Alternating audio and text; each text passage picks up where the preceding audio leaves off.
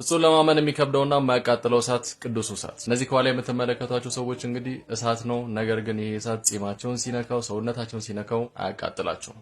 ከየት የመጣ ነው? ይህ ስፍራ እንግዲህ በኢየሩሳሌም የሚገኝ ሲሆን የጌታችን የመድኃኒታችን የኢየሱስ ክርስቶስ የመቃብር ስፍራ ነው። በዚህም ስፍራ ላይ በየዓመቱ ለቅዳም ሽር ማለትም ለትንሣኤ ዋዜማ ቀን ፓትርያርኩ ወደ መቃብር ስፍራ ይገቡና ከመቃብር ስፍራ ውስጥ ያለውን እሳት ያጠፉታል። በዛም ረዘም ያለ ጸሎታቸውን ካደረሱ በኋላ እጅግ በጣም አስገራሚ በሆነ መልኩ ያለምንም መለኮሻ እሳት ከሰማይ ይወርዳል። ይህም እሳት ነው ቅዱስ እሳት የሚባለው በጌታችን በመድኃኒታችን በኢየሱስ ክርስቶስ የመቃብር ስፍራ የሚገኘው። ፓትርያርኩም ይህንን እሳት በሻማ አድርገው እንግዲህ ለማህበረሰቡ በዚህ መልኩ ያበረክታሉ ወይም ይሰጣሉ ማለት ነው። ማህበረሰቡም እጅግ ደስተኝነት በተሞላ በት መልኩ እሳቱን በዚህ መልኩ ያስፋፉታል ማለት ነው። እጅግ በጣም ያስገርማቸው ይህ እሳት ከወረደ ከ30 ደቂቃ በኋላ ነው ማቃጠሉን ይጀምረው። እስከዛ ድረስ እንግዲህ በዚህ በመታዩት መልኩ ከጺማቸው ላይ ከሰውነታቸው ላይ ያረጉታል። ነገር ግን እሳቱ አያቃጥልም። ለዚህም ነው ቅዱስ እሳት የተባለው። ይህም ክስተት የሚከሰተው በዓመት አንዴ ነው። እሱም ለፋሲካ ዋዜማ ለቀዳም ሹር ነው። እንኳን ለጌታችን ለመድኃኒታችን ለኢየሱስ ክርስቶስ የትንሣኤ በዓል በሰላምና በጤና ደረሳችሁ። ትንሣኤ የፍቅር በዓል ነው፣ የደስታ በዓል ነው። ጌታችንና መድኃኒታችን ኢየሱስ ክርስቶስ ለኛ ለኃጢአተኞቹ ሲል ከመስቀል ላይ ዋለ፣ በጎልጎታም ሕይወቱን ሰጠን። ከ3 ቀን በኋላ ሞትን ድል አድርጎ ተነሳ። ይህንንም በዓል ትንሣኤ ብለን እናከብረዋለን። በድጋሚ ለጌታችን ለመድኃኒታችን ለኢየሱስ ክርስቶስ ለትንሣኤ በዓል በሰላምና በጤና ደረሳችሁ ከነ ቤተሰባችሁ።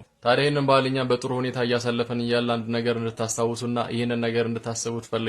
ይህም በሙታን ሳማር ቅዱስ ሚካኤል አንድነት ገዳም የሚኖሩ እናትና አባቶቻችን ነው። እግዚአብሔር ይመስገን የእናቶቻችን ቤት በእናንተ ድጋፍና ብርታት ገንብተን ማስረከብ ችለናል። ነገር ግን ለእናቶቻችን ቅድሚያ የሰጡ ትህትና የተሞላባቸው አባቶቻችን አሁን በችግር ውስጥ ይገኛሉ። እነሱ እየኖሩባቸው ያሉ ባቶች እጅግ በጣም ለመኖር ከባድ ናቸው። በተጨማሪም ቦታው በረሃማ ስለሆነ ከተፈጥሮ ጋር እጅግ በጣም ከባድ ትግል አለባቸው። ከአባቶቻችን የባት ግንባታ በተጨማሪ እንዲሁም ወደ ገዳሙ የሚያስገቡ የመንገድ ግንባታዎች ተጀምረዋል።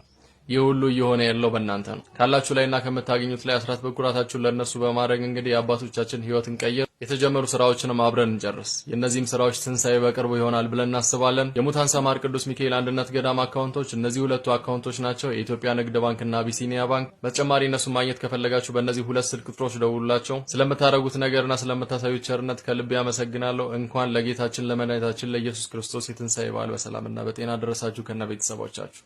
ብሩክ ነኝ። መልካም በዓል ይሁንላችሁ። አመሰግናለሁ። ፍጡር ቤዛ መሆን አይችልም። ይግባችሁ። ቤዛ ማለት ስለሌላ ተላልፎ መሰጠት ማለት ነው። ነይ እምዬ ማርያም ቤዛ ነሽ አሉ ለዓለም። እመቤታችን ቤዛ አይደላችም። ቤዛ ልጇ ነው። አትደንግጡ።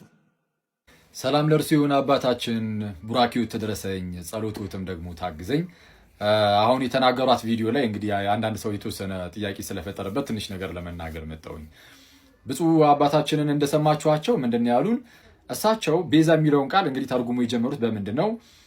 ቤዛ ማለት ተላልፎ መሰጠት ማለት ነው የሚል ነገር አስቀምጧል። ትክክል ነው። ይህም ትርጉሙ ነው ቤዛ ለሚለው ቃል። ልክ አንደኛ ጢሞቴዎስ ምዕራፍ 2 ቁጥር 6 ላይ ራሱንም ስለ ሁሉ ቤዛ ሰጠ የሌለ ቤዛ ሲል ራንሰም እንደማለት ነው፣ ክፍያ ማለት ነው። እና ክፍያ ሆኖ ስለ ሁላችን ስለ ኃጢአት ተላልፎ የተሰጠው ጌታችን ኢየሱስ ነውና ከዚህ አንጻር ቤዛ የሚለውን ቃል ስንጠቀም ስንናገር ይህንን እያሰብን ከሆነ ቤዛ የምንለው ብፁዕ አባታችን እንዳሉትም ያው ከጌታችን ውጭ ቤዛ ሊኖር ማንም አይችልም። እመቤታችንም ሌሎች ቅዱሳን መላእክትም ሆኑ ሌሎች ቅዱሳን ሰዎች ይህንን ነገር አላደረጉትም እና ቤዛችን ጌታችን ኢየሱስ ብቻ ነው። ግን ቤዛ የሚለው ቃል ግን ትርጉሙ ደግሞ ይሄ ብቻ አይደለም ብዬ አስባለሁ። ለምሳሌ አባ ጊዮርጊስ ዘጋስጫ በአርጋኑን መጽሐፉ የቀዳሚው ላይ ቤዛ የሚለውን ቃል ምንም እንኳን ለጌታችን በጣም በተደጋጋሚ ቢሰጠውም ይህን በጣም ቢረዳውም እችኑ ቃል ግን ለእመቤታችንም ደግሞ ሰጥቶ አይተናል።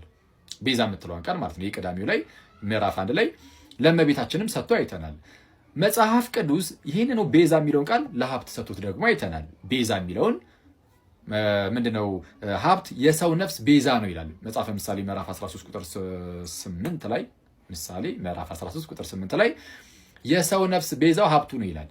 የሰው ነፍስ ቤዛው ሀብቱ ነው። ሀብት የነፍስ ቤዛ ነው ማለት በቃ ሀብት ጌታችን ኢየሱስ ነው ማለት ነው?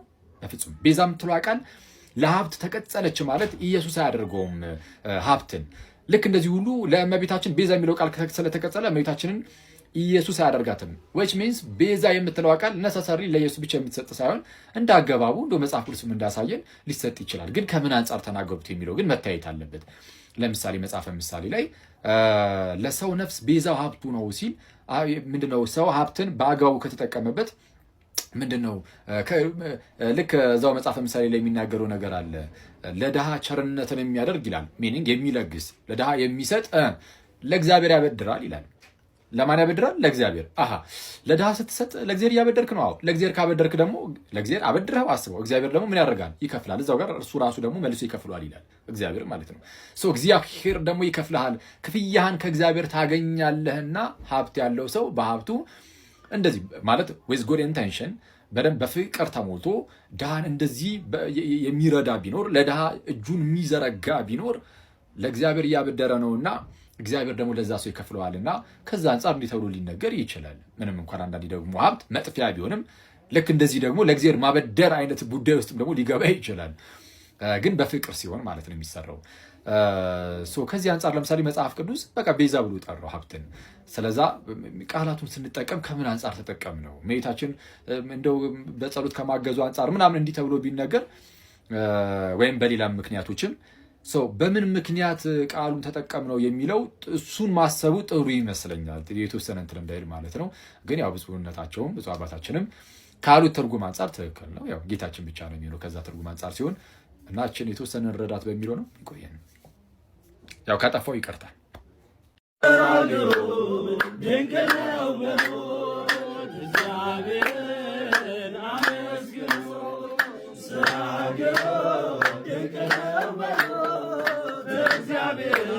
ነሰ ንሰብክ ክርስቶስ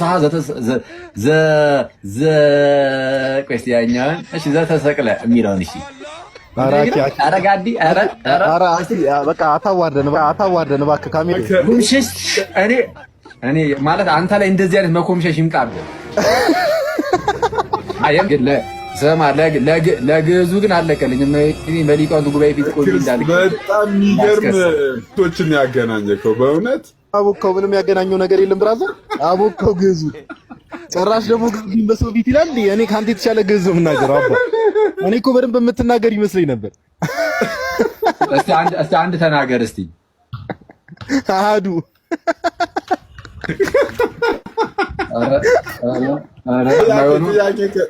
እሺ ቀጥል።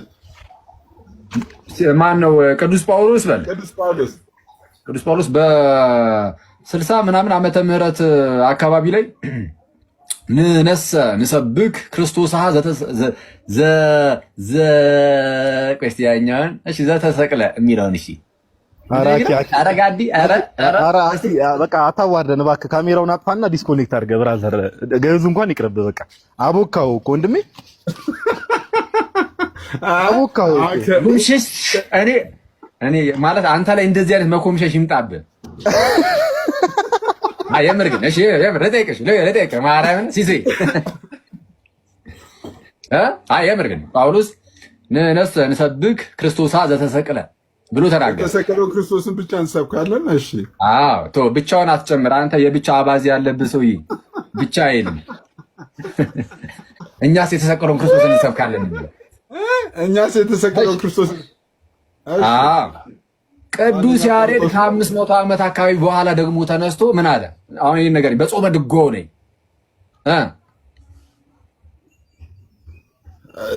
ብሎታል። ይሄን ነገር አላውቀውም። ምን አለ እንዴ? ያሉን ሳታውቅ ነው እንዴ ይሄን ነገር የምትለው? ምን አለ በለኝ። እሺ ምን አለ ወንድሜ? ምን አለ? ጥሩ ጥያቄ አይተዋል። አሁን ደግሞ እኔ መመለስ አለብኛ ጥያቄ ሲመጣ ገብተዋል። ጋዲን ተዋት፣ አታዋርዳት በሰው ፊት። ቅዱስ ያሬድ ደግሞ ምን አለ መሰለ? ንነሰ አለ። አሁን ቅዱስ ያሬድ ንነሰ ንሰብክ ክርስቶስ ዘተንሥአ እሙታን አለ። ምን ማለት ነው?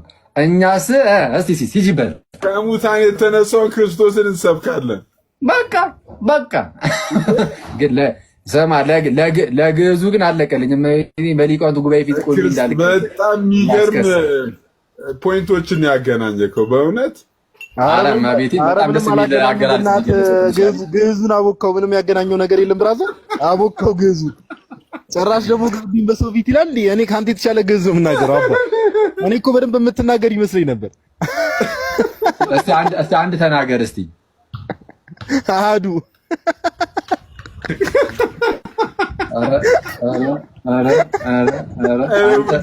አንተ ገና አሃዱ ላይ ነህ፣ መጀመሪያ ላይ ነህ ገና አንተ